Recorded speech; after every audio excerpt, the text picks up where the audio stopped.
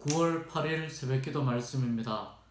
오늘은 예레미야 29장 1절에서 32절 말씀을 바탕으로 여호와의 생각이라는 제목으로 하나님 말씀을 함께 나누겠습니다. 바벨론은 남유다의 백성들을 포로로 끌고 갔습니다. 그 중에는 왕이었던 여고니아도 있었고 왕후도 있었고 장로들, 제사장들, 선지자들도 있었습니다. 포로로 잡혀간 이들의 마음은 불안하고 두렵기만 했습니다. 어떻게 해야 할지 알지 못했고 잡혀온 이곳에서 어떻게 살아야 할지 암담할 뿐이었습니다. 그런 상황 속에서 하나님은 예레미야에게 이 사람들에게 편지하라고 말씀합니다. 먼저 포로 생활이 장기화될 것이니 빨리 고향으로 돌아오려고 하지 말고 바벨론 그 나라에서 정착하여 생활하라고 말씀합니다. 오랜 시간을 살아야 하기 때문에 집을 짓고 텃밭도 일구고 또 밭에서 난 소산으로 음식을 삶고 아내를 맞이하여 결혼하고 가정을 꾸미며 자녀들을 낳아서 정착 생활을 하라고 말씀합니다. 그곳에서 지내면서 번성하고 숫자가 줄어들지 않도록 하라고 하나님은 말씀하십니다. 또한 기왕에 포로로 잡혀가서 그곳에서 오래 살아야 하니 생활하는 그곳 성읍을 위하여, 이방 성읍이지만 그들을 위하여 평안을 구하며 기도하라고 말씀합니다. 자신이 살고 있는 곳과 이웃을 위해서 기도하는 것은 하나님 백성이 꼭 갖추어야 할 자세입니다.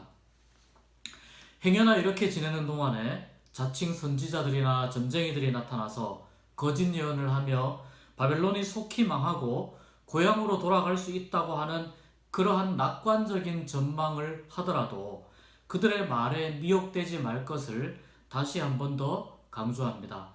하나님은 그 거짓 선지자들을 보내지 않으시지만 그들 스스로가 자칭 하나님이 보낸 예언자라고 말하고 있기 때문에 그들을 조심하라는 의미입니다.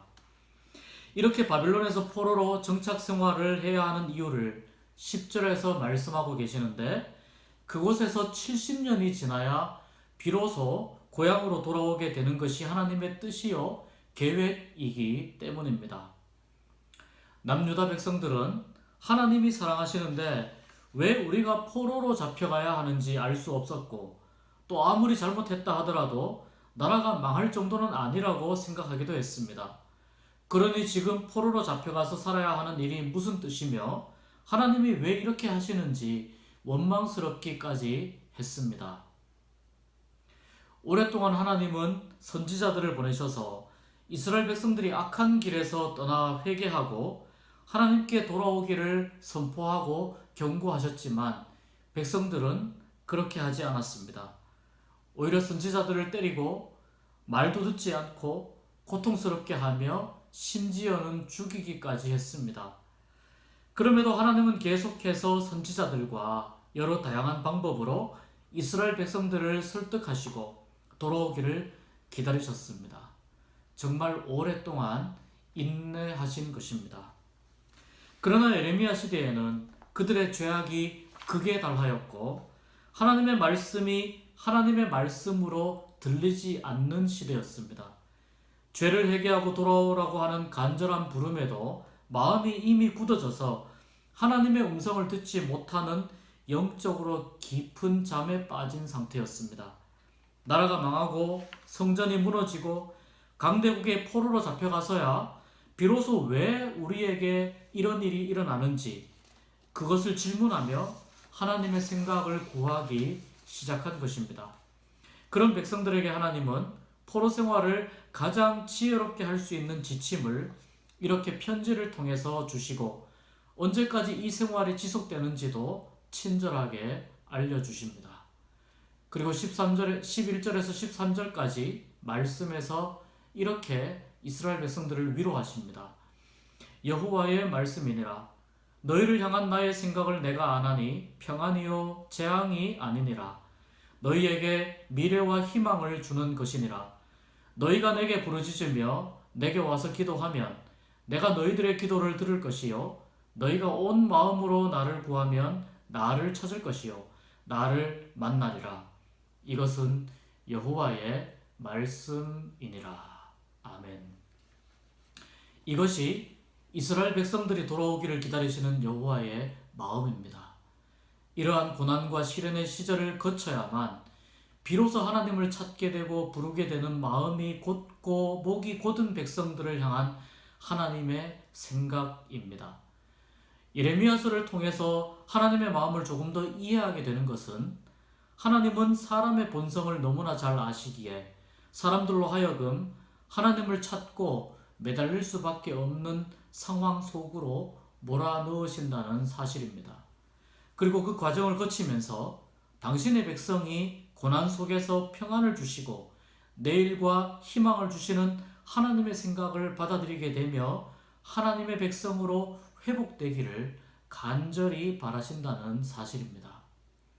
이러한 하나님의 생각을 참 선지자인 예레미야를 통하여 포로로 잡혀가 있는 백성들에게 전하였건만 이 29장에도 여전히 거짓 선지자들이 등장합니다.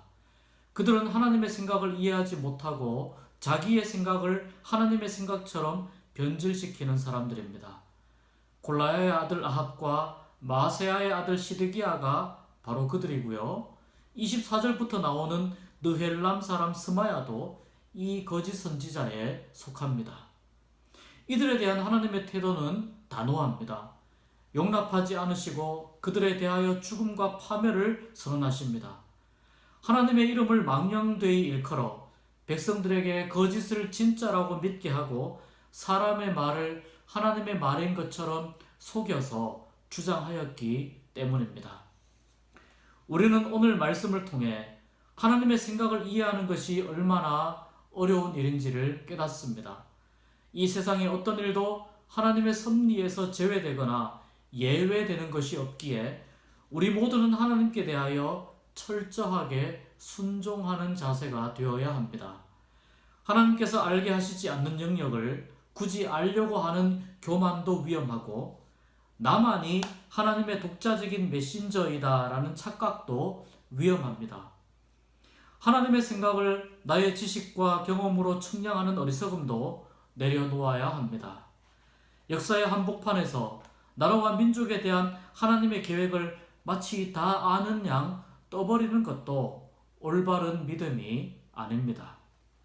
다만 겸손히 하나님을 의지하여 각자 삶의 자리에서 간절히 하나님을 찾고 하나님이 행하실 일을 기대하며 기도하는 가운데 기다려야 합니다. 또한 눈에 보이는 현실만으로 이것이 복이고 저것이 저주이다라고 섣불리 판단하는 자세도 버려야 합니다. 언제나 하나님은 판을 뒤집을 수 있는 분이시고 아무리 나빠 보이는 상황도 하나님의 은혜의 한 복판일 수 있기 때문입니다.